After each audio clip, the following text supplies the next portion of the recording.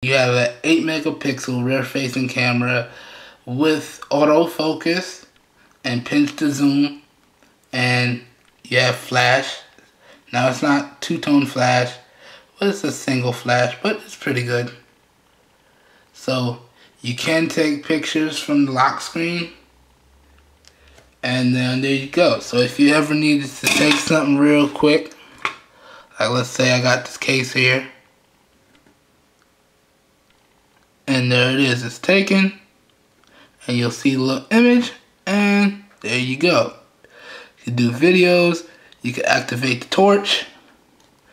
It's a pretty awesome feature. So instead of downloading an app to do that, it's right here from the lock screen. So if you ever need to, like, let's say, use the bathroom at night and you didn't want to turn all the dang lights on and be rude and wake people up, you could just use this. And so that's pretty awesome. Now let's get into the camera here. In terms of the camera interface, it's pretty stock. As you can see, it's fairly bare bones. And you tap the settings icon up here and you have all your features and your menus. And so you can set stuff, you can pick the types of pictures you want. So you do have panorama, eraser, best shot, beauty face, all that good stuff. I kind of just leave it at normal because I don't want to have to tinker. And if we go deeper into the settings here, you can see you have burst shot, HDR. You can set your storage locations. Got a timer on there, the brightness, the ISO balance, and picture size. So you guys can see it does say 8 megapixels. If you want full screen, you gotta take it down to 6. So it's at the 4:3 ratio for the 8 megapixels. So you do lose a little bit. And then you got the front facing camera here. Let me just do that real quick for you guys. So there you go. There's the front facing camera. Alright. Now, let's get into some of the images I took here.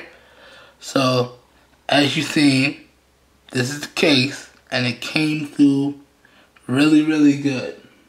I don't have the best lighting in my room, but it came through really, really good. It's kind of washed out around the edges, but it is what it is. And here's a quick little video that I took. I don't know if you guys want to see that, but I did set up my mom's 3 monitors for her job because she works from home. I don't think I'm going to show you guys that.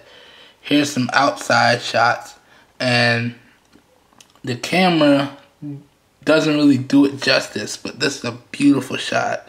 The sun's going down. I caught the sunrise coming in, and it looks awesome. If you guys want, you can leave me a comment in the comments, and I will upload these to Google Plus so you guys could take a look at them. But they were pretty awesome. This one is as the sun's going down. So well, the sun was already going down, but it's a little bit more, and there's a nice little gold crest coming across the sky. So I thought that was pretty awesome. And the camera did pretty good. It's pretty good. And the zoom is pretty good. So you can zoom in pretty good there. But it does get grainy when you zoom in all the way. So yeah, look at that. Look like a little blotch. Some grainy stuff there. Yeah. So let's zoom it back out. So those are some low light shots.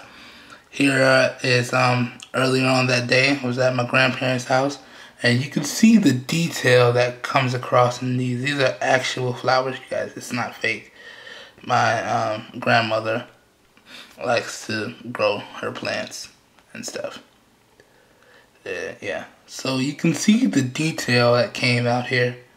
And even if I zoom in all the way, there's still lots of detail there. It's only as when I zoom in really, really tight, there goes that grain. Yeah. But that was that. And then let me scroll through to some lower light shots.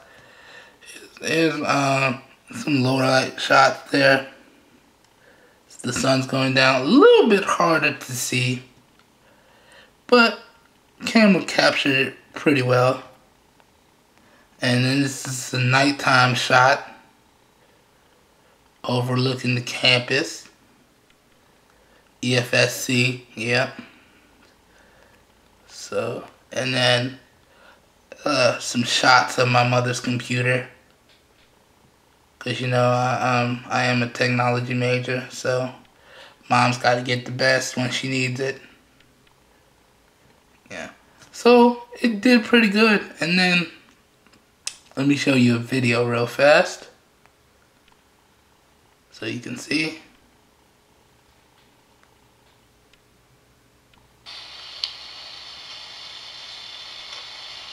Alright, so what we have here is a video test with the front-facing camera on the blue Life Pure Mini. And I'm going to just shoot a little bit so you guys can see. I really like the reflections that it's able to pick up in both the front and the rear-facing camera, so that's pretty awesome. I don't know how good the audio sounds. We'll see after I'm done shooting. Yeah, that should do. Yeah, so there you go. That was the front-facing camera. And here goes some more shots there. Yeah. And then, this is a low-light shot. Struggled there, but you can still pick up a little bit of detail in there. Some more low-light shots. Okay, let me show you some video of the rear-facing camera, and then we'll move on. Let me go to my gallery here, and that was the front-facing camera. Alright, so this is the rear-facing camera here. I'll show you this real quick.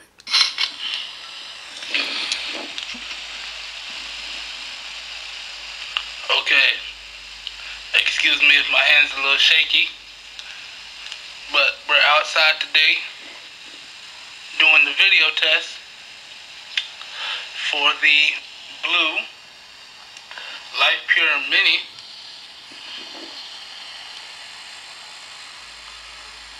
Shoot a couple seconds, let you hear how the audio comes across in my voice. Not bad. It's a little washed out. Alright. So yeah, it was a little washed out, but that's the rear facing camera there.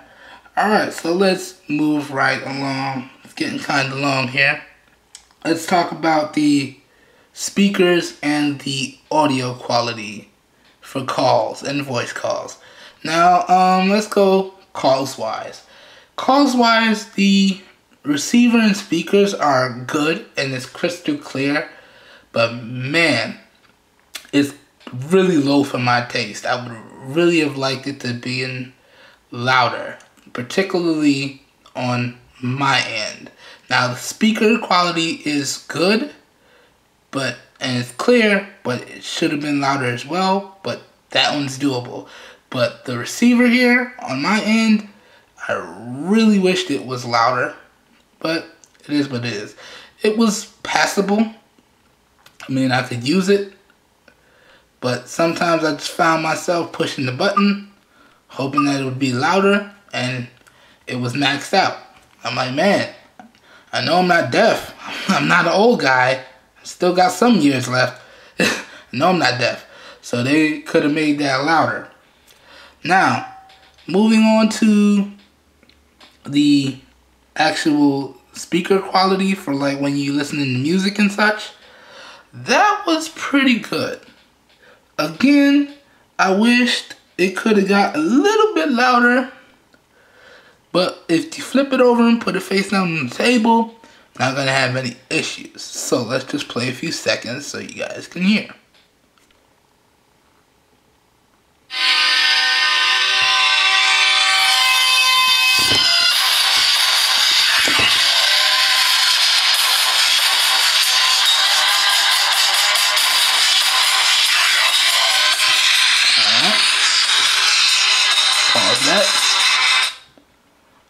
So as you can see, the audio quality is really good. So moving right along, let's get into some of the gaming here. So let's start off with some light work. Let's play some Subway Surfers. Really have become addicted to some of these fast-paced casual games here. I just like games where I get to keep my hands moving and I gotta stay focused. So that's the type of games that I play. They don't necessarily have to be graphic intensive, but I just like to keep my hands moving, you know? So let's play a little bit here. And as you can see, there's no stuttering or lag of any kind here. And it plays really, really smoothly. And you see Subway Surfers got the Christmas edition going on. So, yeah. Let's move on and let's get into something where you can see the sensitivity of the display. Let's play some Fruit Ninja here. Alright, let's do that. And it's not bad at all. Not bad at all. So let's play a little bit of this. Kind of stuttering up right there. Getting kind of hot. I think this has been one of my longer reviews. And I'm sorry guys, but I really wanted to cover everything for you guys. So just bear with me. But the touch responsiveness on this phone is really, really good. And of course I hit the bomb right when I say that. But absolutely no problems with the responsiveness, you guys. And the screen size, as I said, even though it's small, is very, very manageable. So playing casual games like this are going to be super, super easy. And it is very responsive. Alright. So let's move on to something else. One thing I just want to make note of as I'm going into the next game here, is that after a while of intensive tasks, like taking pictures and videos or playing games, because I did play a lot of games, so I can test out the battery and let you guys know. After doing that for long periods of time, phone does tend to get a little hot right here underneath the camera sensors and the flash. Not oh my god, I need to put it down uncomfortable, but like, yeah, I definitely know it's there uncomfortable, you know. So there's that. But let's go ahead and play this dead trigger for you guys. Let's try not to die that fast. Play something real quick here.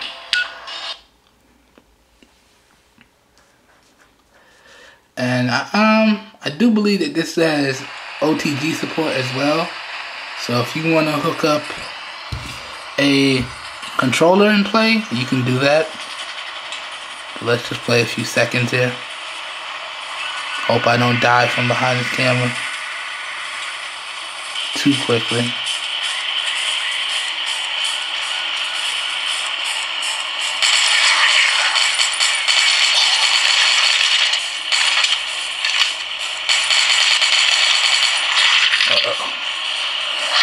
This is really hard to play from behind the camera, guys. Promise I don't suck that badly. Probably gonna kill me though. Gonna be an easy kill. Uh-oh. And I died. Yeah. So, in terms of games, it should have no problem playing even the most demanding games there. But as it gets warm, it does tend to slow down just a little bit. As you seen when I was playing Fruit Ninja, it did slow down. But after it picks up the speed, it plays no problem. So now, let's get into one of my favorite parts here. Let's get into some of the benchmarks. And I already took the screenshots to kind of expedite the process. And I added a few new benchmarks here. So, right here, we have Geekbench 3. So, the single core score was a 396, and the multi-core score was a 1270. Now that is decent, very decent and respectable. A lot of other phones nowadays get better scores than that, but as you've seen throughout the review, the phone is still fairly smooth and there's no hiccups of any kind, even with the heavily customized skin that Blue has done on this one. But okay, let's see here. This is from Velemo, and this is the metal test. And you can see it scored a 718, which is not the best, but as you can see here, it is right up there with the Nexus 4, which is still a very good phone, even though it's getting up there in age. And the Motorola Droid Razr I, which is awesome on the battery life. And this one is no slouch in its own right. We're going to get to that a little later. And then I did the multi-core test, where it got a 1265. And now that was really good, you guys. And as you can see, it did rank up almost in the same spot, but now instead of the Razr I, it's the Moto G, and the Moto G is a great phone. I might be picking one of those up to review next. And once again, the Nexus 4, which I'm sure is no slouch. I really want to get my hands on some more of the Nexus devices. So yeah. Okay, moving right along. Oops, backed all the way out, sorry. Let's see, the next one here is the Quadrant. And as you can see, scored at the top of the list, it got a 5,651, edged out the Moto X, which is still a great phone, and it's beautiful from ROMs and things like that, and the Transformer Prime, and yeah, I can't really see from behind the camera. The Samsung Galaxy Tab 10.1, I reviewed that. That's a great device. A little bit of tweaking could easily become your favorite device, I'm sure. I kind of miss that big screen real estate. But moving right along, right here we have the Antutu scores, where it scored at 18,598. And yes, that is at the bottom of the list, but still a very respectable score. And you guys know these these numbers have nothing to do with the daily performance whatsoever. I just like looking at the raw numbers and showing you guys. So yeah, and I think I have one more benchmark to show you guys. Wasn't this? Yes. And then for the GPU benchmark, it scored a 625. A very decent score. And as you've seen from the gaming test, that it held its own very well. Alright, so moving right along. This video is getting seriously long, guys, but I really wanted to cover everything. Moving right along, let's talk about battery life. Now, In terms of, I already outlined my usage scenarios in other videos. So in terms of light use, and I am very happy to say this, I got 3 days, just over 3 days with light use. And yeah, now I didn't tweak any settings for that one. I just used it. Now I might have tweaked a little bit on the other ones because I really wanted to push the phone and see what it was made of, because this phone has a 3000 milliamp hour battery in it, and that's supposed to be a beast. And I can proudly report that I am very happy in this aspect of the phone. Didn't have any problems with battery life. Actually found myself forgetting to charge the phone on some days and still being okay at the end of the day. And I am a moderate to heavy user, so that Blue just won my respect in that regard. But moving on, for moderate use, I pump everything up. I got about 2 days, and I got about 7 hours of screen on time. So that was awesome.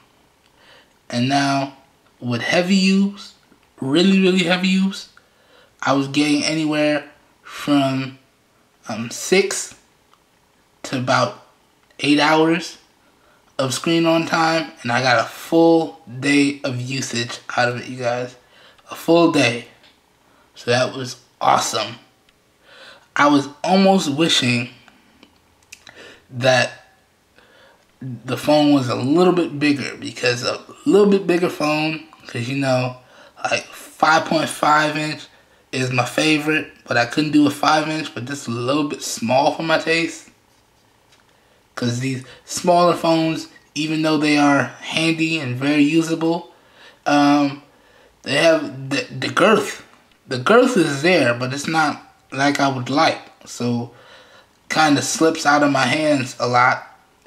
And this material on the case, this material on the phone doesn't really help. Now, doesn't slide around if your hands are not sweaty. But I do a lot of stuff during the day, and I work out and I go to the gym. And when your hands are sweaty, be prepared to lose this guy. This guy's gonna slide. And like I said earlier, it did take a face down dip, and I thought it was over, and it survived with flying colors. So that was awesome. And the battery life was awesome. Now, moving right along to the... made my notes here. I think that brings us to the last part of the video. And I know you guys are tired of me talking, I'm sorry. But let's talk price. And the price will be in the video description. So I ordered this off of Amazon, and I got it used, and I paid just about $150 after tax.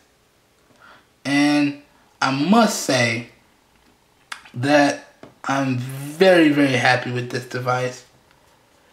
Even though a few sore spots for me were the heavy skin.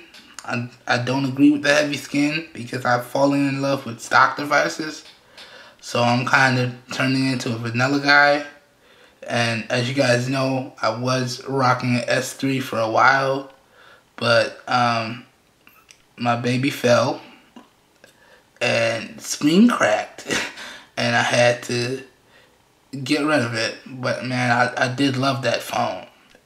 But few things that I didn't like about that phone were the heavy skin, and I always found myself wishing that it was stock, because then it would have been beautiful. So when it cracked, I decided to move on to some other phones and start doing this YouTube thing and see what happens. And I really fallen in love with the vanilla experience. So these heavy skins they don't really float my boat.